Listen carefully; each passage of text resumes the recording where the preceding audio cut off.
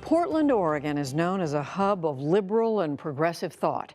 It's also one of the most gentrified cities in the country. Now, an ambitious new program, which some experts are calling the first of its kind, aims to atone for the repeated displacement of thousands of African American families from North and Northeast Portland. In a city with soaring home prices and a steady pattern of gentrification, can it make a difference? Amna Nawaz and producer Mike Fritz recently traveled to Portland to see firsthand how it's all playing out. For Giovanni Battles and Ashley Rollins, this part of Portland has always felt like home. You were just surrounded by family growing that's up it, there. man. Everybody knew somebody. You would drive by my grandma's any day, it would be 5, 10 people, cousins, everybody out there. You just stop and turn into an impromptu barbecue. Ashley was raised by her mother and grandparents, trailblazers in their time. She was the first woman, African-American woman judge in Portland. And then my grandfather, he was actually a Tuskegee Airman. Ashley and Giovanni's roots here may run deep, but when the former high school sweethearts looked for a place to raise their sons, the neighborhood they once called home was out of reach. We went to high school in this neighborhood. This is what feels like home and comfortable for us. So our hope was to live here, but things have just changed drastically. That change traces back to the displacement of thousands of African American families from North and Northeast Portland since the 1960s, forced out by waves of city development and gentrification. Portland's policies that led to that exodus are deeply rooted in the state's past, according to Walida Imarisha, who studies Oregon's racial history. The Oregon Territory passed laws like the Black Exclusion Law in 1844 that outlawed Black people from living in Oregon. It also included the lash law that said Black people would be publicly whipped every 6 months, up to 39 lashes, until they left the state. The few who stayed in Portland were mostly relegated to the North and Northeast, by 1960 home to more than 80% of the city's Black population. For years, the area saw little to no investment, ignored by lenders and developers. Property values plummeted. But by the 1970s, a series of city projects, including a basketball arena, a new highway, and a proposed hospital expansion, took over huge sections of land, raising hundreds of houses in the way. Private money poured in. So did new homeowners who could afford to live here. Many existing residents were priced out. Fast forward, and the neighborhood that was 68% Black in 1990 was just 28% Black by 2010. When folks say, well, why aren't there more Black people in Oregon? Why aren't there more communities of color in Oregon? It's important to recognize that's the foundation of it. Today, just 6% of all Portland residents are Black, and the average home price in North and Northeast Portland is more than $500,000. Do you want to read Shades of Black?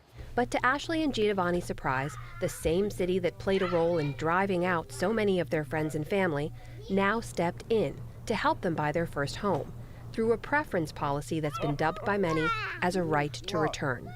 I think acknowledging a wrong is done is the first step, and I want to thank them for the opportunity that we took advantage of.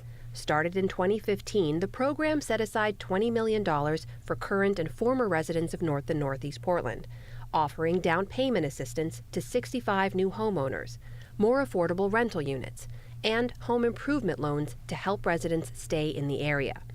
Families who could prove their grandparents or parents were displaced from these neighborhoods got priority. But not everyone wants to return.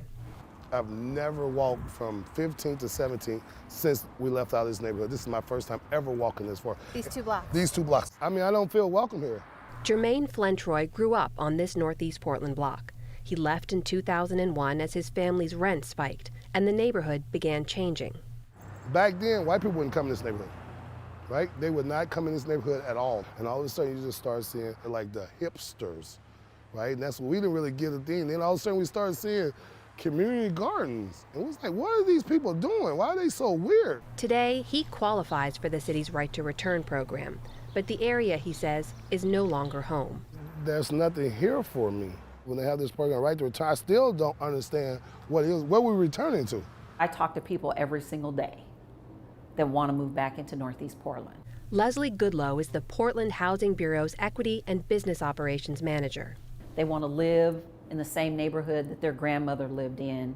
They want to live in the same neighborhood that their church is still in. They want to live in the same neighborhood where their barbershop or their beauty salon still is. But 3 years into a 5-year plan, Portland's Right to Return program is not hitting its marks. 1,000 people applied to buy homes. The city's goal was to fill 65 slots. To date, they've only moved in 6 new homeowners. Those numbers led Portland's mayor to call the program an abject failure. Getting a mortgage is not easy, and if you're only making, $40,000 a year, you can't afford, a $200,000 or $300,000 mortgage. How did you not know that the same people that had been disenfranchised for so long and moved to the bottom of the priority list for so long wouldn't immediately be available and ready to make that kind of leap? So some people could get ready in 6 months, and some people it might take 3 years. And do we hold a slot for somebody that's 3 years out, or do we move somebody else up? And so that's been the struggle. Meanwhile, home prices in Portland continue to rise. Property values over the course of the last 10 to 15 years are up somewhere in the range of 400, 500, 600%. Which is why Maxine Fitzpatrick says these rental units could offer the city some success. Her nonprofit is working with Portland to build more low-income rentals as part of the Right to Return program. Our whole thinking around rental property is that it allows them an opportunity to stabilize so that they don't have to worry about being uprooted, at the given will of the landlord.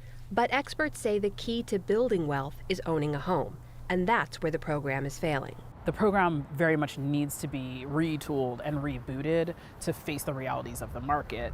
Portland State University's Lisa Bates examined the Right to Return program earlier this year, and she gives the city credit for putting it in place. But whether or not it makes a difference, she says, is something the rest of the country will be watching.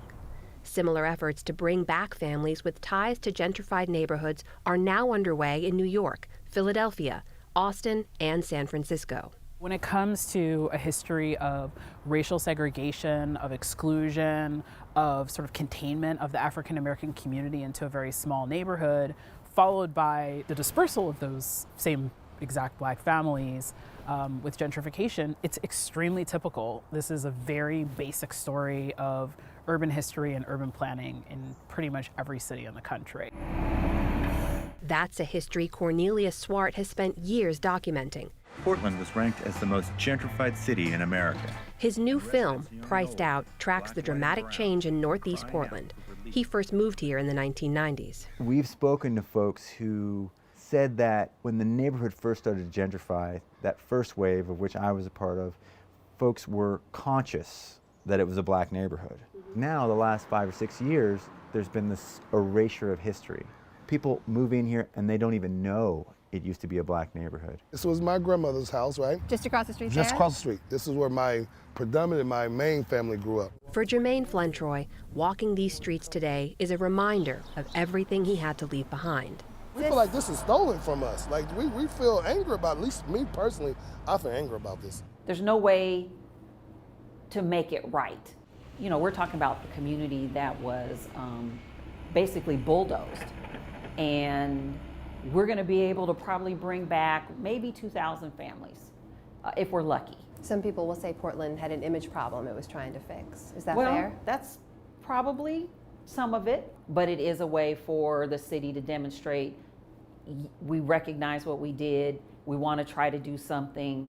Get them! The neighborhood isn't what they remember, but Giovanni and Ashley say they're now focused on making new memories. The best feeling is knowing that we set a foundation for our kids. Owning a home is the first step into stepping up in economic class. And so that's honestly the best feeling I have, is knowing that my kids have something.